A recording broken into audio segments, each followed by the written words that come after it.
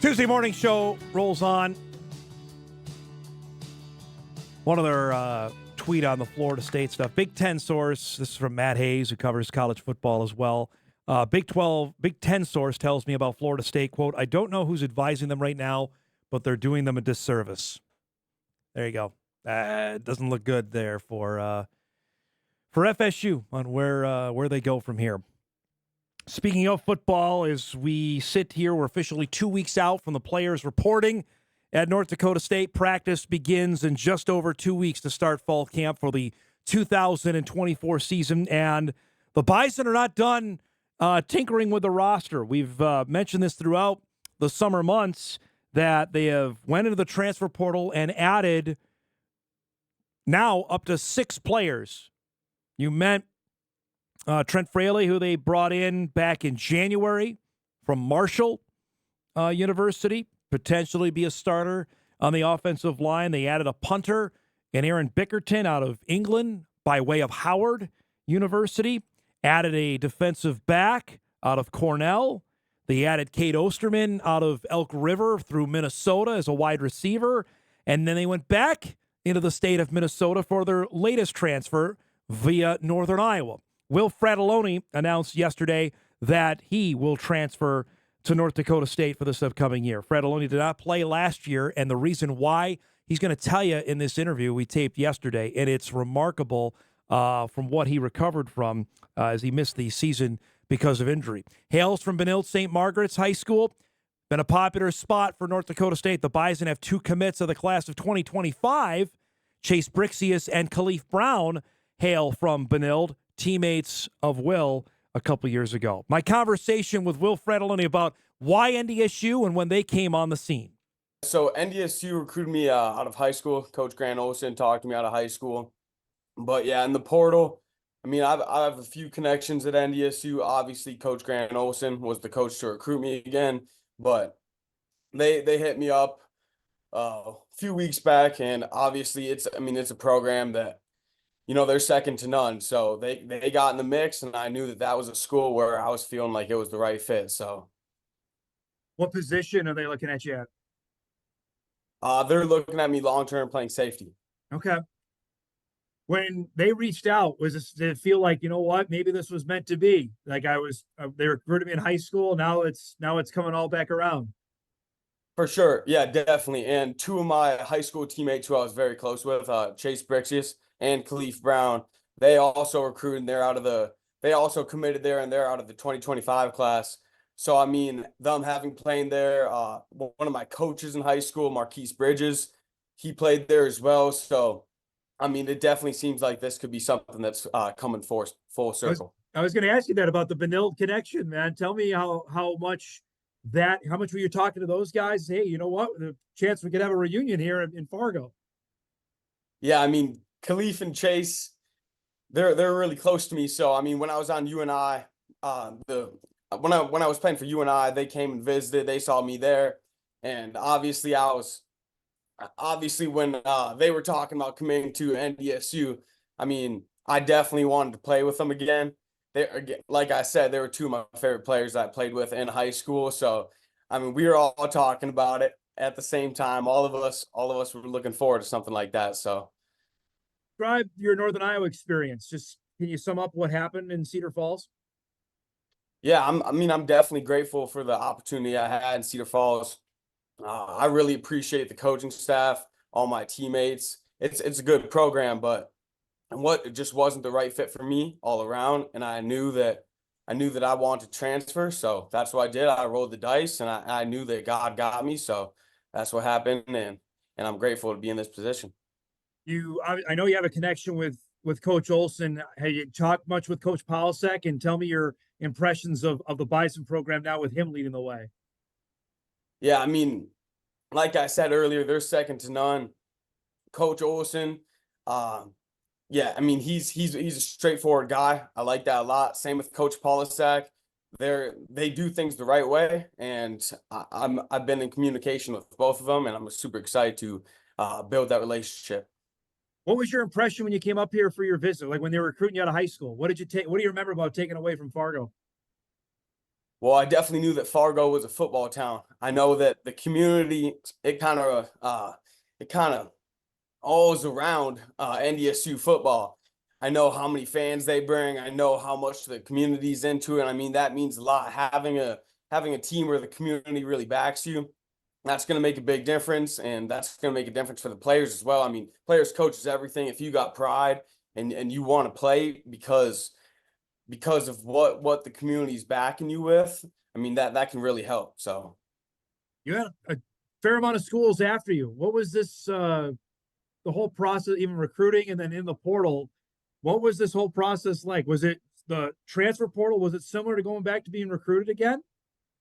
yeah, it definitely was. It was quite interesting being in the portal because it was almost like being recruited out of high school all over again. Out of high school, yeah, I was really looking at playing in the Ivy League, but I mean, I'm following God's path, and I'm really liking where things are at right now. But yeah, it's been a great time getting recruited again. Obviously, it's very stressful, but I mean, now I got my landed spot now, so I'm excited as can be. Or fans that are curious, can you describe your playing style? I'm aggressive. I want to hit, and I like to go for the football. What's your timetable then? You expect when you be on campus, and will you be here for fall camp, or do you have to wait till school starts? So right now, I'm going to be coming down 13 days, 28th for fall camp. Okay. So you're gonna be going right away then. Yes, sir. What did they tell you about potential playing time? Knowing the secondary is pretty young, what did they tell you about your chance to maybe get on the field? I mean, I know that their program, the best guy plays, so I'm gonna go in there, give it my all. And they didn't promise anything to me. They don't make promises like that, and I like that. I want to come in. I want to show who I am. So To have another chance to play, how excited are you for that? Okay, like this was you mentioned one chapter in Northern Iowa. Now it's the start of something else. Tell me about that of starting over again, basically. yeah, it's definitely everything's definitely been a blessing in disguise. I mean, there was a lot of stress, a lot of back and forth with everything the last year. But I mean, having this opportunity, it's a huge blessing. So I mean, it's all I want to do right now. All I want to do is play football. So I'm super excited for the future with NDSU. Are you excited to have it over and done with too? Oh, 100%. Yeah. The recruiting process for sure. I mean, I enjoyed it. I mean, the visits are all right, but I mean, I'm here to play football. So Now you have all 4 years of eligibility, right? You didn't play this past season. yes, sir. So I was technically a medical red shirt Okay. last year. So I have all my eligibility. How tough was that? You've been used to playing football your whole life. What was it? How difficult was that to deal with last season? Yeah, it was pretty hard on everything. It was tough on my mental. It definitely showed me who I needed to be, and it really, I mean, I've been raised to have discipline in me all my life, but not having a sport right in the fall just because of my injury. I mean, it was hard on me, but I mean, I worked through it. I was still working out every single day, doing what I could do. I didn't dread anything. I trusted God, and I know He has my back. And this just goes to show. I mean, I did everything I could to get healthy. I did everything I could to get stronger at that time to do everything that I could that could better myself. So yeah, it's definitely a blessing. What was the injury you had? So I got attacked by a Cane Corso, and yeah, this dog has like the strongest bite force out of any dog in the world, and it was an unlucky situation. Obviously, I didn't do anything to provoke it, but yeah, it was an unlucky situation. We didn't want any harm to the family. We didn't sue the family or anything, but yeah, my left thigh was punctured, Holy and cow. the wound was so deep that I had a lot of muscle like tissue breakdown. So I couldn't run the same, couldn't squat, couldn't do a lot for a while. But coming in now with full eligibility still at a school that I back, I mean that's something that's big for me. So I'm just taking it all as a blessing in disguise for sure. When did you feel like you were back to 100%? I got back to 100% probably right at the end of last year's regular season, I Yeah. would say. I felt it a little bit on and off after that, even in the winter. But working in the winter with my old strength coach, Coach Jed Smith, I mean, I definitely got a lot of my confidence back in the weight room and just doing off-season training. So, I mean, after the winter went by, never felt it again. I thought I've been told by a few different doctors that my leg might never feel the same again. I've had no problems. It's been great. So. To have this over and done with, I guess, what's the reaction been around either at home or since you put this tweet out? What's it been like today? It's been good. Definitely a lot of love from family, close friends. So yeah, it's nice to have this all wrapped up. And I mean, a lot of people have been asking me like, where are you going to go next year? They saw that I was in the portal and all that.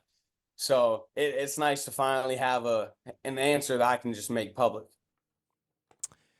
So this is a Cane Corso. I have a dog. I think I know quite a bit about dogs. I did not know this particular breed. This is the particular breed that bit Frattalone on the thigh. And doing a little bit more research after we are wrapped up the interview part of it, as he mentioned, has the strongest grip of any dog. And that got a piece of him. And obviously why that he could not play football last season.